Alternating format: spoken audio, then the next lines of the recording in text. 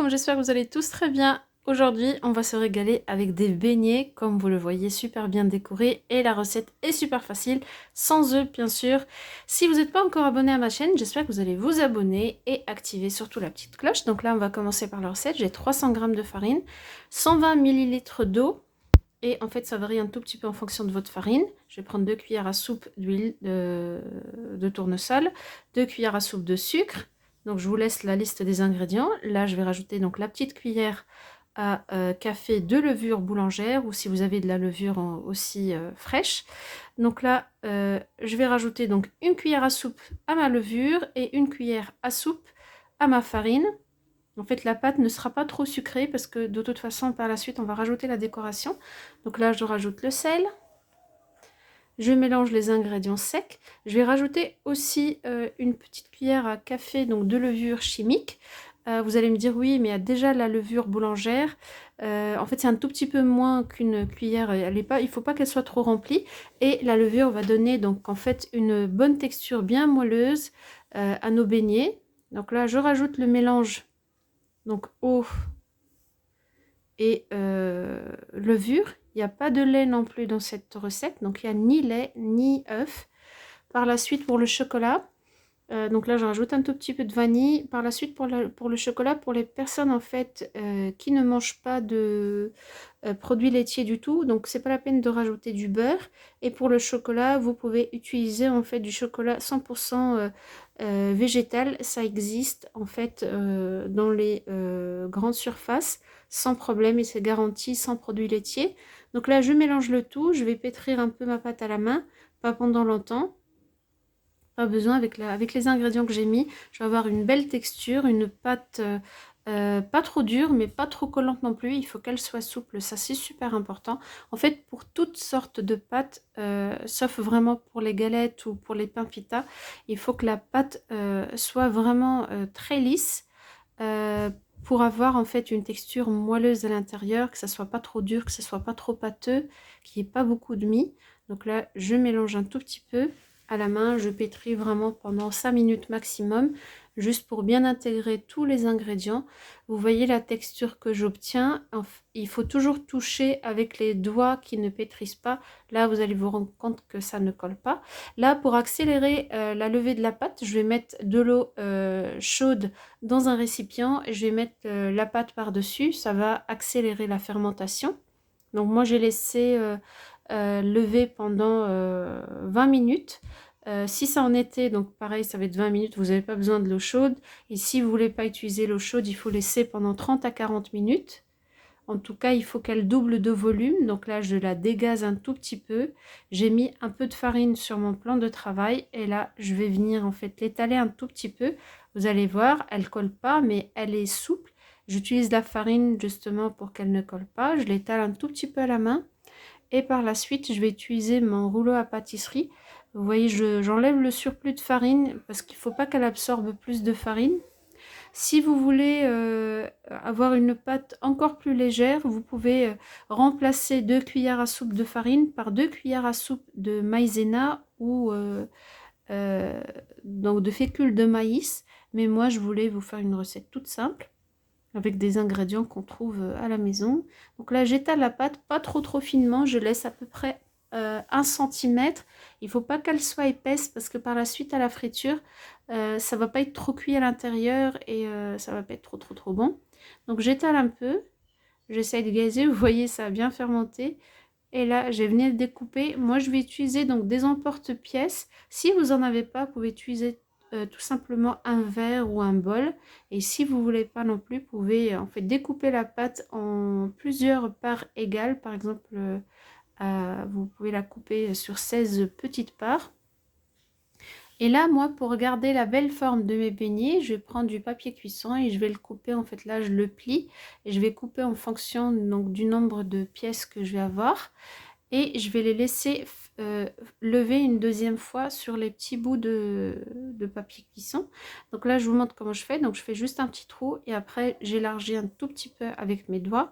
Cela m'évite en fait d'utiliser un autre petit emporte-pièce et de faire cuire en fait les petites parties. Sinon, vous pouvez le faire aussi, un peu comme les sablés en fait. Vous pouvez laisser des formes sans le trou, vous pouvez faire d'autres formes. Je vais vous montrer, j'ai fait plusieurs formes en fait pour bien changer un peu donc la forme de mes beignets. Là, je reprends la pâte, je la retravaille, je ne rajoute surtout pas de farine parce que je l'ai déjà utilisée une première fois. Là, je vais utiliser cette boîte pour avoir une forme. Vous voyez, elle est vraiment, c'est vraiment très joli. Vous pouvez utiliser n'importe quelle forme en fait que vous voulez avoir. Ça peut être des triangles, vous pouvez tout simplement découper donc la pâte en triangle aussi. Là, je ne vais pas utiliser d'emporte-pièce, je vais vous montrer comment faire. J'ai une petite boule, je vais l'étaler un peu.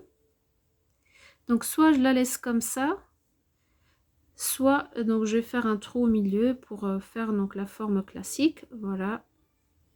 Vous voyez, moi je trouve ça plus simple, ça évite le gaspillage de pâte et le fait de la retravailler une deuxième fois. Et là, il faut absolument, absolument couvrir vos beignets pour qu'ils ne sèchent pas avec l'air ambiant. Et vous continuez à travailler. Donc là, j'ai fini. Je recouvre le tout par le film alimentaire parce que j'ai peur que ça sente l'odeur du linge en fait en le recouvrant avec une serviette. Donc là, je vais faire frire mais à feu vraiment doux. Il ne faut pas que l'huile soit trop chaude pour la simple et bonne raison, c'est qu'il faut que ça cuise à l'intérieur. Ne vous inquiétez pas, ça ne va pas absorber beaucoup d'huile. Donc là, une fois que je vois que mais il faut les couvrir d'huile aussi, les retourner. Comme ça gonfle plus vite avec l'effet de la chaleur. Et là, je vais pouvoir enlever le papier cuisson. Si vous voulez ne pas le faire, vous n'êtes pas obligé de le faire. C'est tout simplement une astuce que je vous montre. Vous pouvez ne pas l'utiliser. Là, je retourne en fait mes beignets. Dès que je vois qu'ils ont tenu un peu leur forme, en fait, je vais les retourner. Et celle que je viens de mettre. Et par contre, il ne faut pas trop remplir la poêle parce que l'huile va refroidir davantage. Et si vous voyez que ça cuit trop vite, il faut absolument baisser le feu. C'est très important. Il ne faut pas que ça cuit trop vite non plus. Vous voyez, là, je les retourne et elles ont une belle forme. Ça gonfle bien avec l'effet de la levure. Les deux levures d'ailleurs. Ça va leur donner du moelleux. Comme je vous ai dit, vraiment, si vous souhaitez une recette sans produits laitiers, vous pouvez tout simplement remplacer la cuillère de beurre par une autre cuillère d'huile de tournesol ou l'huile d'olive si vous le voulez.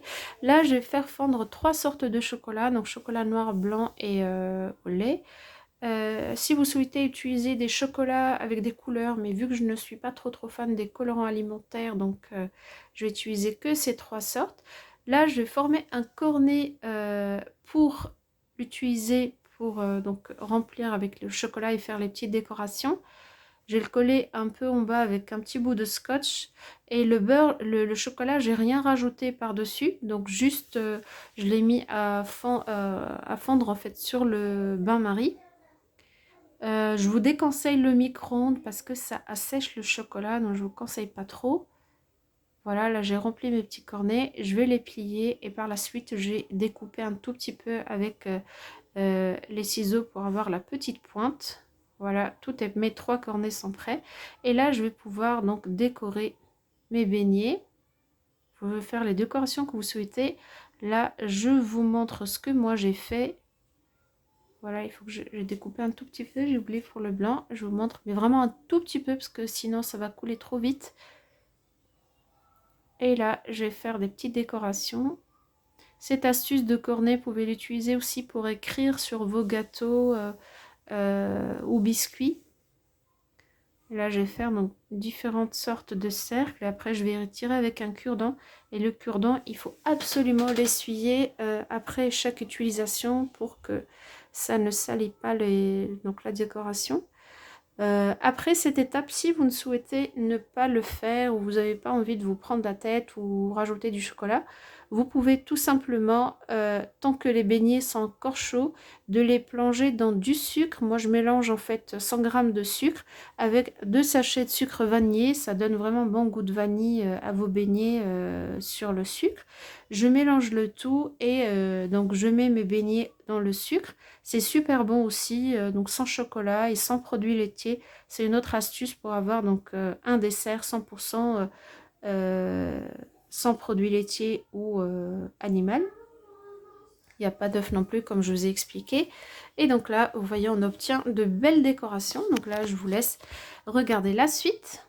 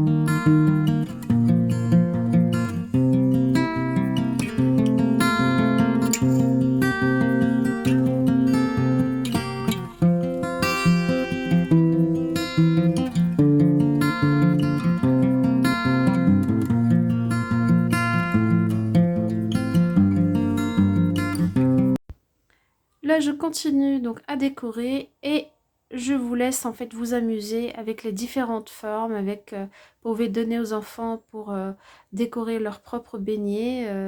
C'est une occasion en fait de partager la recette avec eux. Et voilà le résultat. J'espère que ça vous a plu. Et si vous n'êtes toujours pas abonné à ma chaîne, j'espère que vous allez vous abonner, activer la cloche pour suivre mes vidéos comme je vous le montre là. Donc là, c'est les beignets au sucre.